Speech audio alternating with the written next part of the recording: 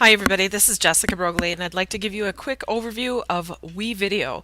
WeVideo is a web-based video editing platform. The School of Education has purchased several seats for students needing to do video editing projects for a class or for the EdTPA. WeVideo is a fantastic tool for several reasons. One, it's web-based. You host your videos, your edits, and your final projects in the cloud at WeVideo. Two, you just need to get to the internet. It doesn't matter what kind of computer you have, the shape your laptop is in, or whether or not you switch from a Mac to a PC. And three, you always get the most recent version. Unlike Windows Movie Maker and iMovie, there aren't different versions to have to learn or negotiate with over time. So let's go over how to get into WeVideo. You'll go to wevideo.com. Matter of fact, I will give you a link, or your professor will give you a link to click on, and you'll make your WeVideo account. You absolutely need to make it with your real name and your university email. Do not make it with a Gmail account or some other, obviously random email that you use, because I am not 100% sure who you are then, and we do not have unlimited seats in this tool. Once you get into WeVideo, you'll click on Dashboard, and you'll pay attention to three tabs. Projects would be projects that you're working on. Media is your bin of clips, like your junk drawer. Videos would be all of your finished products. So you'll first go to your media drawer or tab, and let's import some clips. So click import, and some people like to import from other sites. Obviously you're not importing from Facebook, I doubt, but you could. But I could see maybe using Google Drive. I particularly don't like that. I usually have my video sitting right on an SD card, and I'm importing directly from there. So I'll click Browse to select and go find something that we can use. Let's just grab. Now this clip is incredibly short, so it's kind of giving a false impression. I just picked a short clip for the video, to be honest. Your videos are probably more like, especially if you're an EdTPA candidate, an hour long.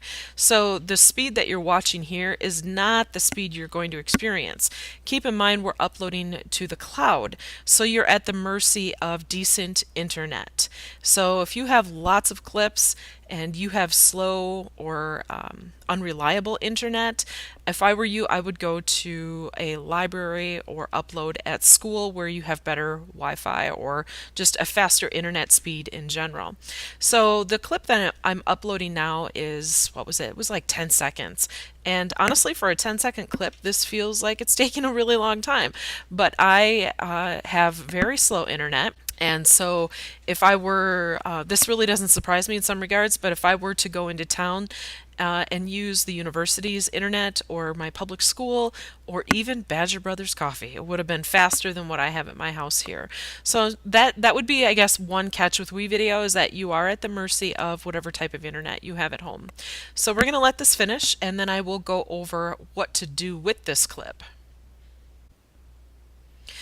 Alright, so my video uploaded, and I'll click done. Alright, my video uploaded, and I can see it's done. I'm going to click the X and close out of that little pop-up. And now I can watch my video if I want to, but I'm just going to get started on a project. So I'll click the Project tab, and then click Create New Project. So I will call this Sample 1. Now, WeVideo, unlike the other tools I mentioned earlier in this video, does allow you to collaborate on the video together.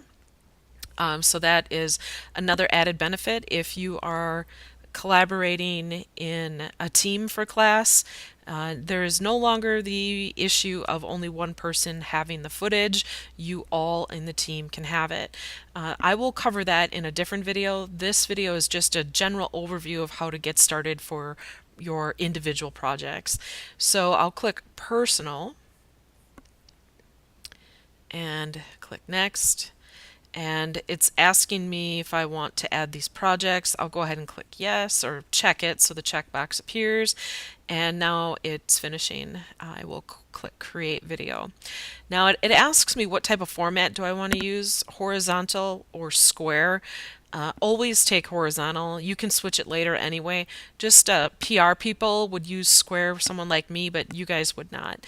And then a starting point, if you're doing this for class, you could explore the starting points because it gives you like templates to get started with. But for the EdTPA, it would be absolutely dooming if you did that. So we're just going to click blank, no template, and click create. So now it's setting up the canvas, and now it looks just like iMovie to me. It does come preloaded with some backgrounds, and because we have the paid version, you're getting access to all sorts of music and like transitions and things like that. So I'm going to go get my video clip. I'll click on the file with the star and drag it in here. As you can see, it's a whopping 10 seconds long, so I don't have a lot to do to this. I am going to zoom in. So down in the right-hand corner is my zoom. So I'm zooming in on the timeline, which is really, really handy when I just need to clip out. I have a vocal mannerism, as most Wisconsinites do, of starting all my sentences with just a really light. So I like to trim them all out. Oh, I just did it. So I'm going to zoom back out. And just so you see how to trim, I'm going to slide my kind of playhead here to somewhere. Let's just pick here. And I'll click the scissors. And then I would click on the left click on the left side and tap delete. And then you do have to move this clip down to the beginning. I think iMovie, if I'm thinking of the right tool, would slide it for you, but you have to do it. All right, so I'm going to slide it back. And let's say I realized, oh, I changed my mind. I clipped the wrong thing. There is an undo button. So I can click undo a couple times to get my clip back here. Maybe I just want to slide the timeline a little bit. I'm just going to trim off a little bit. That also trimmed the clip too. And then I can slide it back. And I can zoom out and see how long is my clip now. It should be, yeah, now it's only 6 seconds, so that's pretty cool. It worked. So I'm going to go ahead and make my trim, just for an example. Trim here, and I'm going to trim way at the end. So if we were looking at this as the EdTPA, we're going to get rid of this piece and this piece. So I'm going to go ahead and do that.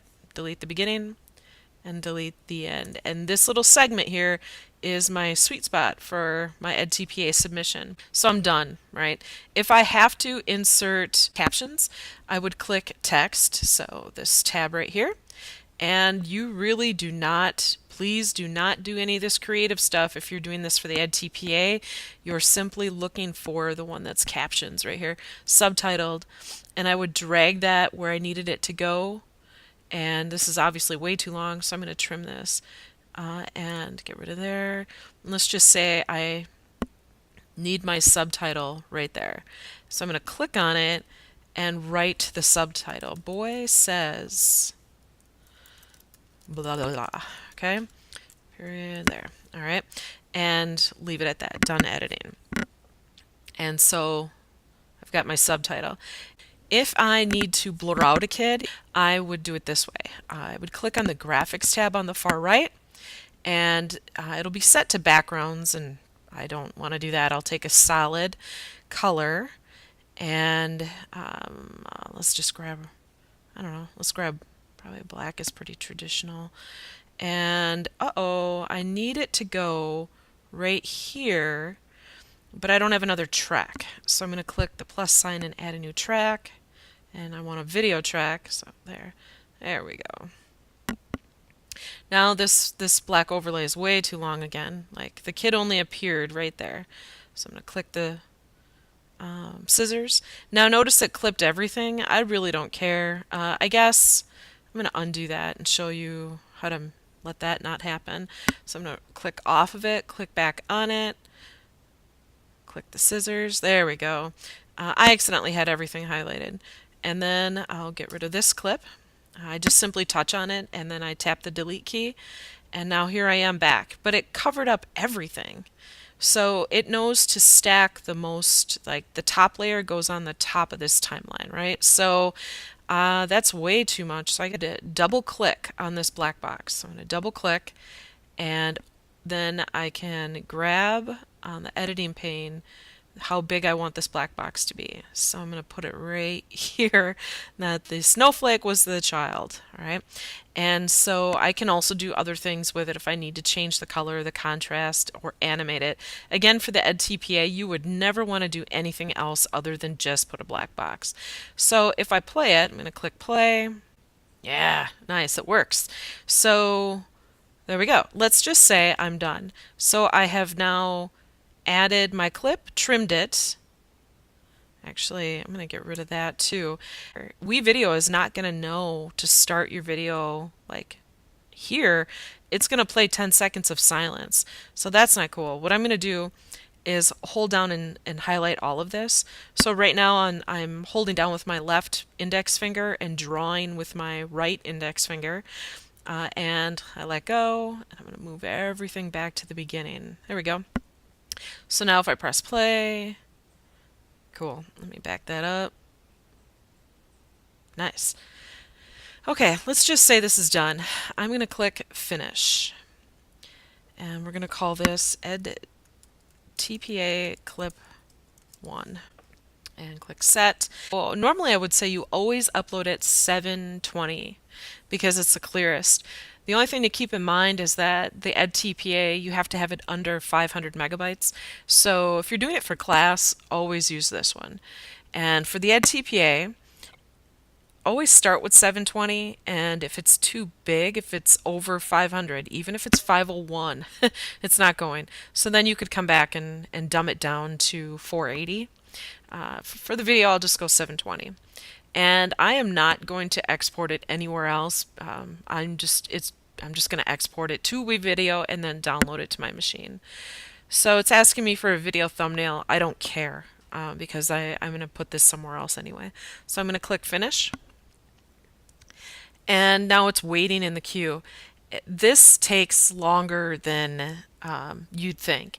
So I open up another tab and go do something else. It even says I don't have to keep the window open. I always do because I like watching.